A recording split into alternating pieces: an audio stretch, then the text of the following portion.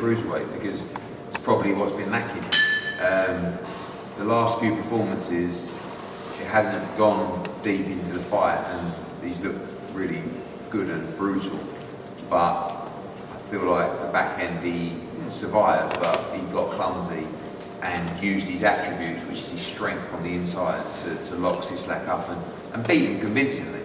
And I thought Cieslak was very tough. You know, he was hurt badly in the first round, the fifth round. I think he fractured a couple of ribs as well along the way. But you know, it was a good learning experience for Lawrence. How important all fights like this? He's got to move up to everywhere. At some point, he's also British, is he? So yeah, I mean, I think that sometimes the fans don't like to see the back end of, you know, that, particularly those last sort of five rounds. But you've got to be in the ring, and you've got to be in situations with elite guys like that to be able to fight and beat the guys like Maris Bradis and guys at that level. He came in too heavy really to camp, and I think he probably lost a little bit too much weight. I think he struggled in the last few rounds of that fight, and it's inevitable that he's going to move to heavyweight, because he's probably going to end up being 16, 17 stone up at heavyweight. But I just believe he can unify, and I think he can beat the other cruiserweights, and hopefully Maris Bradis can be one of those guys. I'm looking online, and a lot of people are talking about that ring ball. Anthony Joshua is yet to stand. Yeah. That's big. Yeah. And people his profile. Yeah, I mean, look, obviously he's managed by AJ, and I think that it was. I think that Lawrence, you know, sometimes he gets a little bit of unfair criticism coming through, but the fans are quite so brutal. They're quite vocal, and for many fights in his early part of his career, particularly the Matty Askin fight and Chamberlain fight, he was out of his depth. So he uses his attributes to win fights. And tonight, after not doing that for three or four fights, he just had to do it in the back end, because Cieslak was very dangerous. He didn't stop trying. He was quite dirty. They both were, and it was a very physical fight. Jordan Gill's dramatic win. Amazing. I mean, Jordan Gill perforated both eardrums. He could not stand up. And Dave Caldwell basically said to him, just put your leg on the turnbuckle and don't move. And just try and find a shot. And it had to be one shot, because if he hurt him, he couldn't move. He couldn't stand up. And in fact, if you watch it back, when he knocked out Gurphy, he fell over himself and he went through the ropes. It was just, you know, I was thinking they should stop the fight, really, because he was just taking punishment. And Dave just said to him, just try and find the one shot. And it was probably the most remarkable thing I've ever seen. It's got to be up there with Danny Williams and Edison. Yeah, but I mean, Audley had an injured pec, but Jordan couldn't stand up. Couldn't stand up. I mean, I was thinking, when he first started in the corner, I was saying to Chisora, who was next to me, what's he been watching you? Because that's what Dell does. But Dell does it more for a laugh.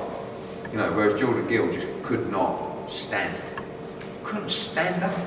The only chance he had in that fight was to land one haymaker and knock him spark out. And he'd done it. It was unbelievable.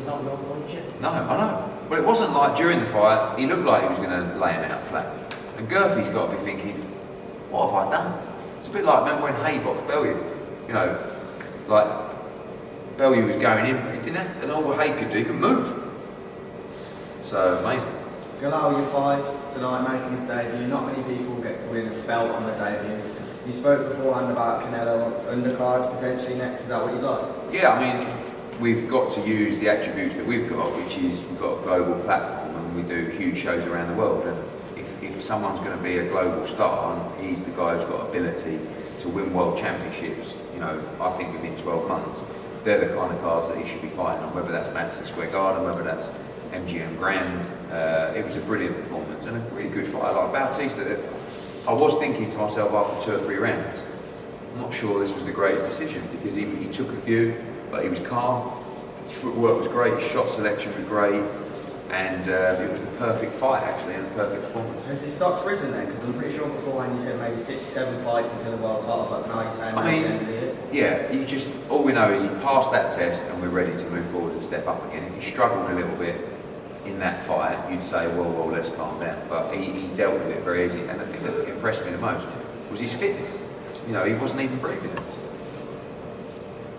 I do. Just got to ask about the atmosphere as well. Amazing. Incredible. I would like to say that I'm a genius and I picked Cieslak because I knew we'd get an atmosphere like that. Now I knew we'd have some Polish fans in there, but I think we had like 5,200 people in there, and it was busy during the night, and then all of a sudden I got in the ring for the main event, turned around, there wasn't a seat left.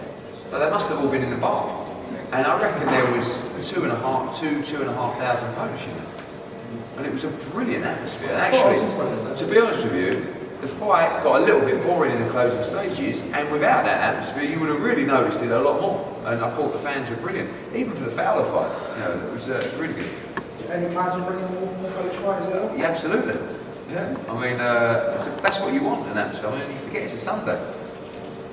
How do you think it worked the Sunday? Have you seen I mean, we're a bit unlucky with the football because what was it, went to about penalties. 59, 58 on penalties or something. Went on to about 8 o'clock. People Yeah, so would have turned over just before Jordan Gill, yeah, that was, and I was trying to get the zone just to hold Gill because, but you know, I think from a viewing perspective, I think Sunday evening boxing works.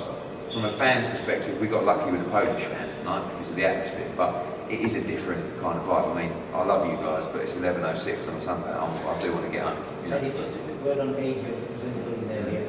Obviously, with the current situation in Ukraine, was any news in potential rematch, etc.? No, I mean, I keep getting asked this question. I keep saying, I feel a bit bad saying, as far as I'm concerned, we're moving on with the fight. Like, no one's spoken to me from Team Usyk to say there could be a problem, but there's bigger things on their plate right now, I guess, quite frankly. So we respect that. You know, it's an emotional time for those guys in that country. We're preparing still for May, or early June, and I expect to finalise a date with Alex Krasuk as planned over the next probably 1 or 2 weeks. Just a quick question. Last night, Josh Taylor, this is Jack-Catterall, obviously massive controversy. Everyone saying it was a disgrace, to be honest. What are your thoughts on the whole situation? It happens too often, and it's not the British Boxing Board of Control. I mean, look, I feel like they're an outstanding commission. We see this with international judges, with governing body judges, but we also see it with the British Boxing Board of Control. People need to be held accountable. Anyone in a job who performs badly is held accountable. So it should be no different in that scenario when the future and the dreams of an individual are in your hands. So Tony Bell, you made a good point that, you know, he says, you know, we get our faces punched in for 36 minutes, and after the fight, everyone's sticking mics in out, wanting to know what happened, why did we do this, why did we do this? Yet they're protected to a point where they don't have to say anything. And the board, unfortunately, and yet, you know, you respect it as well. They like to protect their officials. They don't want them in front of the media. They would like to stand up for them and say, look, judging is, you know, it's opinions. But when everybody gets it wrong, and when the whole world scores a fight one way, and 3 people score it the other way, 2 people particularly, especially 114, 111, it just doesn't make sense. So you've got a kid from Chorley, and I couldn't believe, I only turned the fight on after 5 rounds, so I have to watch the fight back. But even from the 5th round, I had him winning the fight, and apparently he won the first 4 rounds. So, but at the same time, I'm watching the fight in the 11th round, thinking, I cannot believe Jack-Catterall is about to become undisputed world champion. And they robbed him of that. And he should have woke up. And you can say, oh, he'll get another chance, but he'll never get a chance like that. He'll never get a chance to become undisputed again. He'll never get a chance to go to Scotland and win away. He'll never get the chance to earn the kind of money that he could have earned if the right decision was made. And boxing is one of the few sports where an official has a very has a very big, it has such a huge part in the destiny of an athlete. Do you know what I mean? If you're running a race, if you're playing a game of football, yeah, it could be offside, could not be. LBW, now we go to Hawkeye. But in boxing, a bad decision will ruin your legacy. And you know, and that's what we saw last night. So what needs to be done? What do you think needs changing? I think they need to be held accountable. I think we need to be speaking to these officials. Also, one of my concerns is and those 3 judges are good officials, by the way. But since I've been promoting boxing, they've always been there. And where is the new influx of officials? It's not something that young kids are going, do you know what, I want to be a boxing judge. But we need to bring new people into the sport, in my opinion, to officiate, because it's the same people all the time. Are they doing too many? Do they have too many opinions? You know, subconscious opinions of, people talk about corruption, like total applause, but sometimes an inability to score a fight correctly. But again, good officials, but they get it wrong. And when they get it wrong, because of what's on the line, and because how brutal the sport is, it magnifies the decision 100 times, like we've seen, up. And it puts people off the sport, which is a terrible thing.